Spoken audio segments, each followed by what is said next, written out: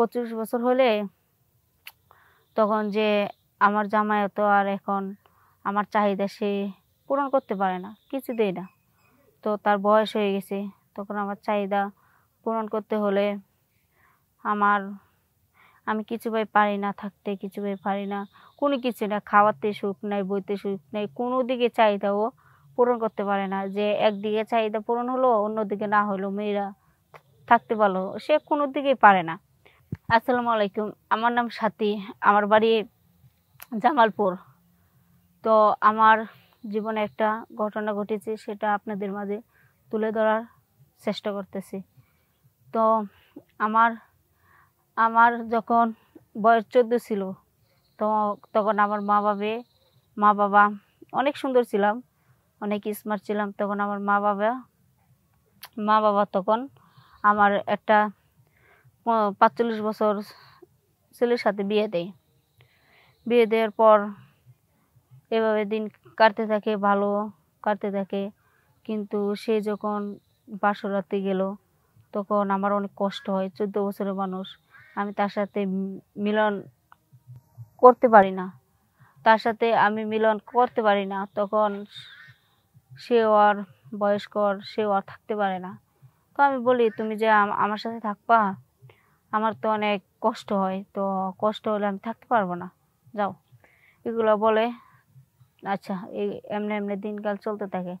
আমার প্রতি রাতে ব্যথার ট্যাবলেট খেতে হয়। খাওয়ার পর এভাবে দিন আমার কাটতে থাকে।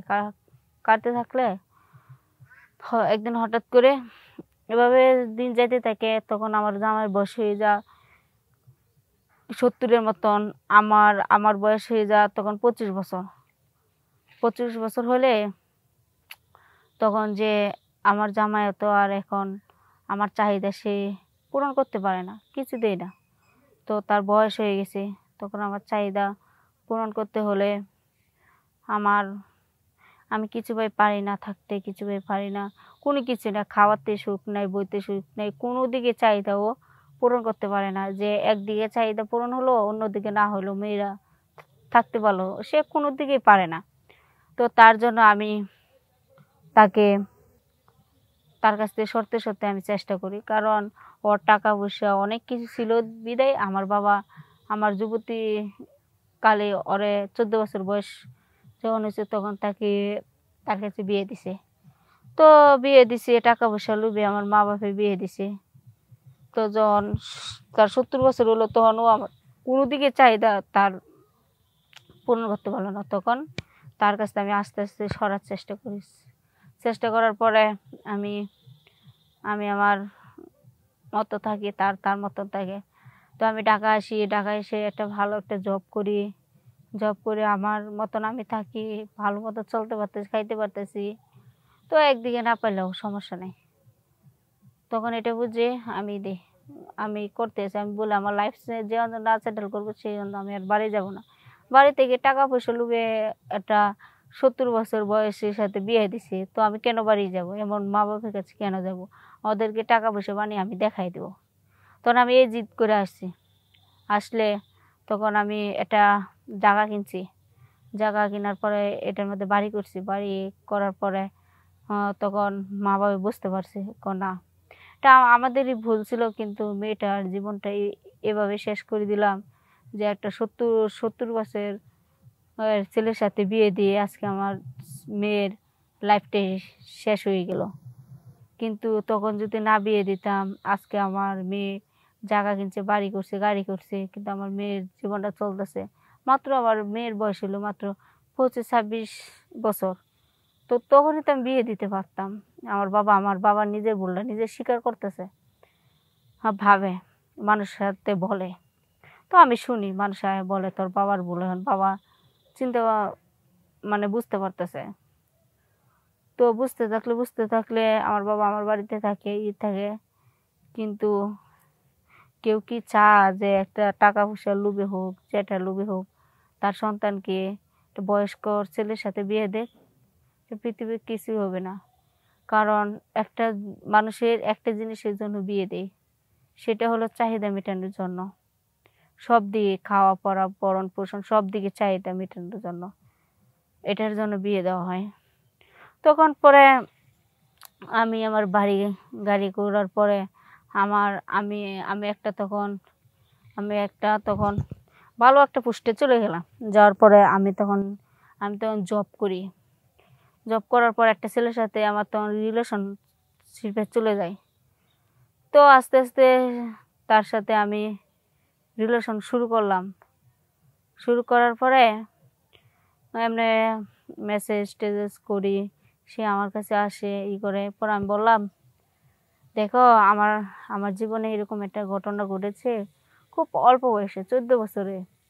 তখন আমার মা বাপে টাকা লোভে ওর কাছে বিয়ে দিছিল। বয়স্ক 70 বছর পেটের সাথে বিয়ে দিছিল টাকা পয়সার লোভে।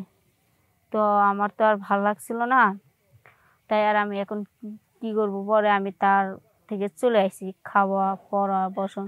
কারণ সবসময় তো মানুষের টাকার মালিক গাড়ির মালিক থাকতে পারে না, এক সময় হলে উদাও হয়। তখন সে ছোটো লোক হয়ে গেল, হ্যাঁ কোনো দিকে পারে না। তো আমি কি তার চেহারা দিয়ে থাকবো? তখন আমি চলে আসছি, আইসারে নিজের প্রতিষ্ঠিত হলাম, এখন নিজের সব কিছু। কিন্তু এখন আমারটা আমি সব কিছু আমি চালাইতে পারি। তো এখন শুধু চাই একটা ভালো একটা ছেলে আমার জীবনে পাশে থাকুক, সবসময় আমাকে বুঝুক, আমার মন বুঝে চলাফেরা করুক। আমি এমন একটা ভালো ছেলে হইলে বিয়ে করে ফেলবো। পরে সে বলতেছে, দেখো আমি তো তোমাকে অনেক ভালোবাসি, তো তুমি যা বলবো আমি তাই করবো। সেও লোভে পড়ে গেছে। পরে আমিও তার সাথে অনেক কিছু করছি। করার পরে হ্যাঁ ভাবতেছে ওরে বিয়ে করলে তো বাড়ি গাড়ি সবই পামো। আবার হ্যাঁ আমার সমবয়সী, 2জন সমবয়সী ছিলাম। তো এক সময় দেখা গেল তার সাথে কথা বলার পরে, রিলেশন করার পরে আমি তারে বিয়ে করে ফেলি। বিয়ে করার পরে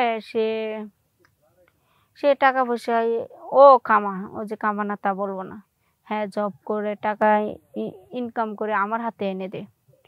এমনি কয়েকদিন 1-2 মাসের মতন লালচ দেখাইছে, লোভ দেখাইছে, চলছে বলো উমা। পরে আমার বলে, তুমি তো ভালো পোস্টে চাকরি করো, মাসে 50,000 60,000 টাকা বেতন তুলো, তাহলে তুমি আমাকে টাকা পয়সা সব দেও। আচ্ছা, তাকে আমি সব টাকা পয়সা দিয়ে দিলাম। দেওয়ার পরে তাকে সব কিছু দিয়ে দিছি। দেওয়ার পরে আজকে আমি গাড়ি বাড়ি সব দিয়ে আজকে আমি পথের ভিখারি হয়ে গেলাম। কিন্তু আমার মতন ভুল আপনারা কেউ করবেন না, জেনে শুনেও করবেন না। আগে ভাববেন, তারপর করবেন। আল্লাহ হাফেজ, সবাই ভালো থাকবেন।